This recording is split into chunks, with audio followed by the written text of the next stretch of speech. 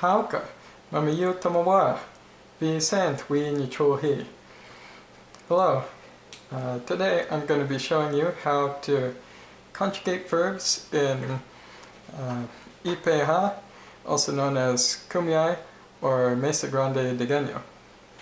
So I'm mainly doing this to showcase how easy and simple and fun it is to conjugate verbs in this language, and hopefully that will stir up some interest in learning it. So to start, here we have a simple regular verb that begins with a vowel. This is the verb uk, which means to look at or towards something. Now, a thing to know about verbs in Kumeyaay is that they don't technically have an infinitive form. What you find in the dictionary is going to be the third person singular form, and if there's a plural, the third person plural form. And that means this right here means he looks at something, and in the plural, they look at something. And based on this base form, we can figure out the first and second person forms, which tell us I and we, and you and you all, plural. Alright, so for verbs that begin with a vowel, for the first person, all you need to do is add a glottal stop as a prefix before the verb. And that we just do with an apostrophe, like that. And then if it's second person, the second person prefix is M. So you just write M. Alright? Sorry, that didn't turn out exactly to proportion. Alright, so this means he looks at something, he, she, or it looks at something. This now means I look at something. And then this means you look at something. And in this case, the you is a single person. Now how about for plural? Well, all you have to do is use the plural base of that verb, and then you do the exact same thing and add the same prefixes. So that's just a glottal stop for the we form, and then an M for the you guys or you all form. Alright? So to review, uk is I look at something, muk, you look at something, huk, he, she, or it looks at something, a whoop, that's we look at something, mo whoop, you guys look at something, and ha whoop, they look at something. Now notice how these prefixes tell you who the subject of the verb is. So if you want, one of these words can be an entire sentence all on its own. You don't have to write he, she, or whatever separately.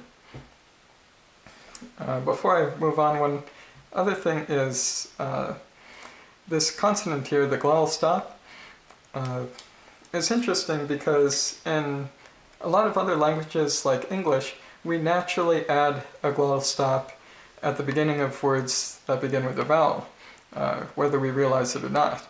So for a first-time learner, it can be very hard to tell this apart from this, glottal stop or no glottal stop.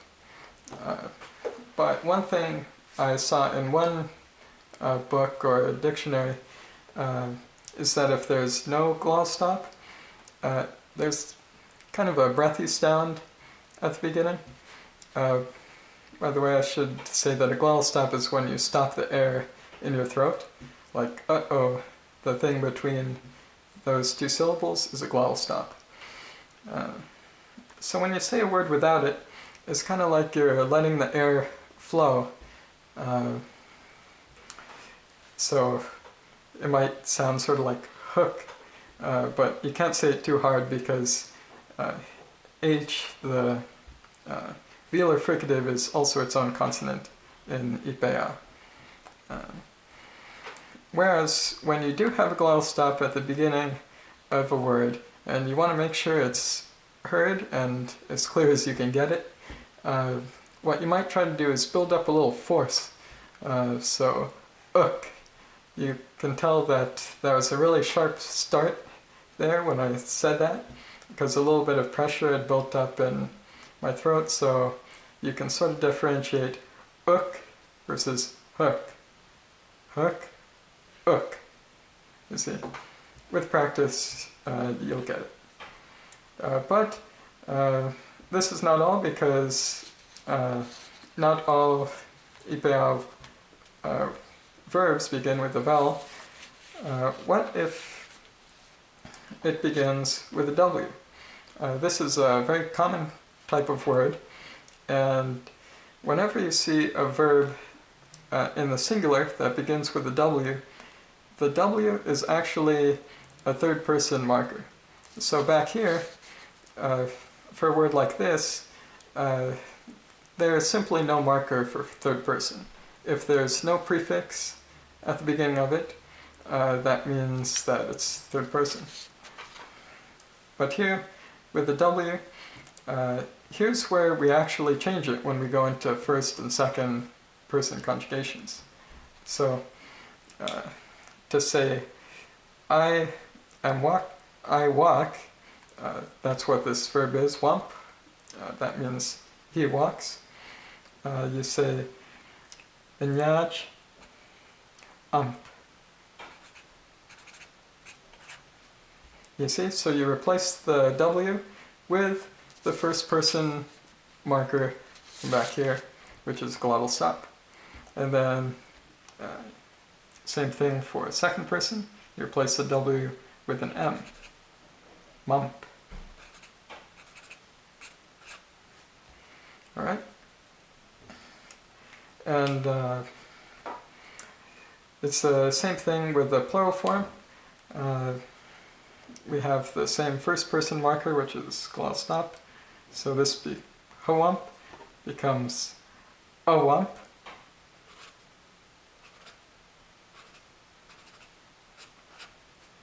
And then for a second person, you all walk, hawamp becomes mawamp.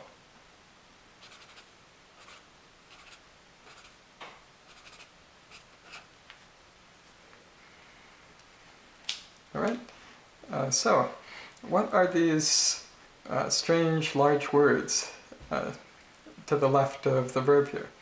These are your pronouns. In Iipay Aa, pronouns are totally optional. If you want them in a sentence, you can have them for clarification or emphasis, but otherwise, most of the time, you don't need to bother to put them in, and sentences will be totally understandable without them. So, for the word for I is enyaj, and this ch ending, it only comes on if the pronoun is in the nominative case, which means it's the subject of the sentence. Alright, so me, to say me versus I, you would just take off the ch and say anya. But anyway, anyaj amp. I walk. Maj mump. You walk, singular. Pooch wamp. He walks. And this pooch, it actually means he, she, or it, all in one word. And you can replace this with any other noun, any other singular noun to make that third person sentence there. And then we have enya wapch, a wamp. That's we walk. Menya wapch, ma wamp. You guys walk. And finally, pupch, pupch, a wamp. they walk. So do you notice some similarities here? Anyach and anyawapch, very similar. And then mach and manyawapch, and then puch versus pupch. So you see these things all line up. The plural forms are similar because they'll have this P, the first two have the wap, and then between the persons, the first person is always has an ya in it, and then second person has the M, and then third person has the P. So what this shows you is that the people who came up with this language and the people who speak it today have a very acute awareness of who's the one talking and who's being addressed, because the second person and first person and third, they line up whether it's no matter whether it's singular or plural. Compare that to, say, English, where our second person word is technically the same whether it's singular or plural. You walk and you walk is the same form. And also we have he, she, and it bears no physical resemblance to the word for they, unlike Kumeyaay, where there's clearly that connection. And this is simply the pluralized form of this. Anyway, you didn't need to know that, but that's a cool observation. So far we've reviewed how to conjugate verbs if they start in a vowel, how to conjugate them if they start in W, but what if they start with a consonant? By the way, this is a consonant that does not include the glottal stop. If the verb starts with a glottal stop, it has an irregular conjugation that we'll have to get to another time. But if it's like the word chapam, which means he goes out or he gets out of something, what do you do then? Well, if you look at it, you can't really stick an M straight onto that, can you? Mchapam. It's kind of impossible to pronounce. Also, if you try to put a glottal stop at the beginning, it would be literally inaudible. So what you do is you insert a schwa in between the person prefix and the root of the verb. A schwa is just the letter E. Technically what it is it's kind of the default vowel or an unstressed vowel in a language, to the point where it can sound like different things. So, for example, in English we have is our schwa. In Iipay Aa, it's the letter E, which often sounds like an E, like an A sound, so I'm told, but it gets changed by its environment, so it can sound like different things. It can sound like an I. I think it often sounds like an to me. So anyway, you insert the schwa. So start with the person prefix, which is for first person a glottal stop, and then you do the schwa insertion, you write the E, and then you write the rest of the verb, Japan.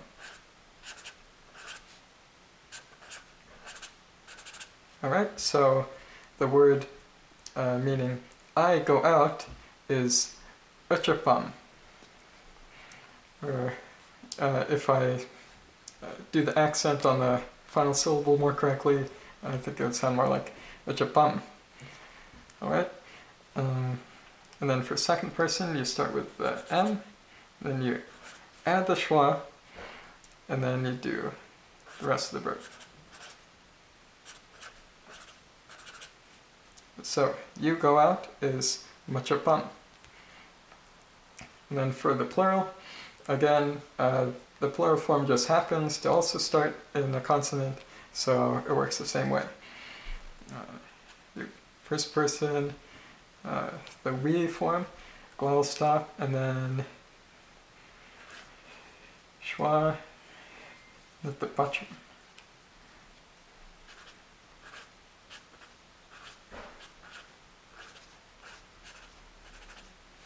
And the button.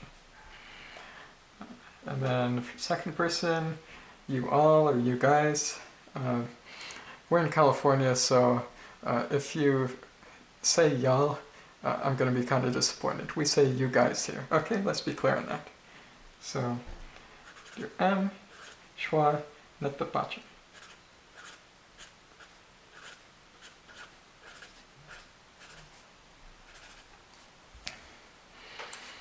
Okay, so to review, hopefully this makes sense. Uchapacham,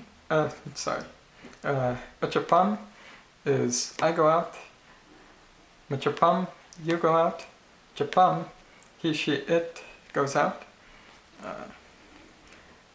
Anatapacham is we go out. Minatapacham, you guys go out, and finally, natapacham, they go out.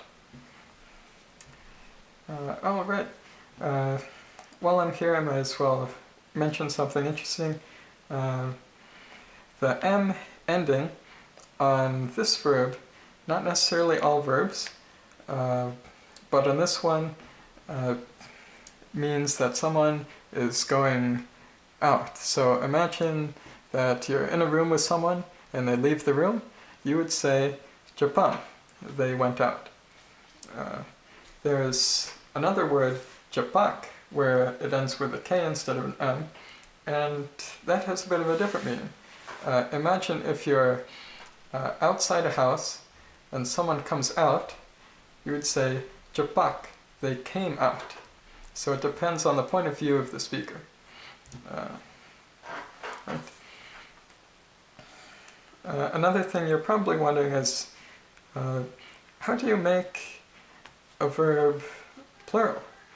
Because you see, Japan became netapacham. Back here, wump became a wump, and here, hook became a whoop, a whoopk. Sadly, the answer for that in most cases is you just have to know the plural. There are a few systematic ways in which singular verbs are made plural, but the thing is there are several systems for that, and it's not 100% reliable, so something you really gotta know when you start learning Iipay Aa is that whenever you learn a verb, you should try to learn the singular version and the plural together right away. You just have to memorize them as separate things. And if you think about it, that's not too bad, because think about verbs in English, like the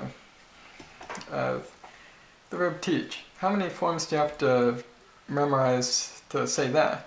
Well, you have the present form, teaches, that's one, or they teach, okay. And then you have the infinitive form, to teach, and then you have the past tense form, taught. And with some verbs you have a different, like past participle form, like the verb do, I did, I have done. So that adds up to 4 different forms you have to memorize just to say one verb. And Iipay Aa just demands that you memorize 2 forms. So even though it's a little disappointing, I'll admit, that you can't just stick an affix on a verb to make it plural, it's really not that difficult. Okay, so I hope you found that interesting. I just need to warn you that this system does not cover all verbs. If a verb begins with a glottal stop in the third person, which does exist, or if it begins with a glottal stop and two I's, or if it's one of the very, very few truly irregular verbs, then it will follow a different system of conjugation. But one thing you can count on is if it starts with an M, it's probably second person, and if it starts with a glottal stop, it's probably first person. As long as it's not one of those verbs that's where the base root form starts with an M or a glottal stop. But don't worry about that for right now. Alright, so if you're interested in learning some more Kumeyaay, I'll put some links in the description. If you want more videos like this from me, go ahead and say so. But just know that if I continue doing anything more, it's going to end up being like this, a dry grammar sort of thing. If you want to learn some actual practical or conversational Kumeyaay, I highly recommend checking out Sam Brown's video series, which I'll link to in the description, where he has a bunch of lessons on how to say greetings and different stuff. Alright, that's all for now. Biapachis, uhiye, and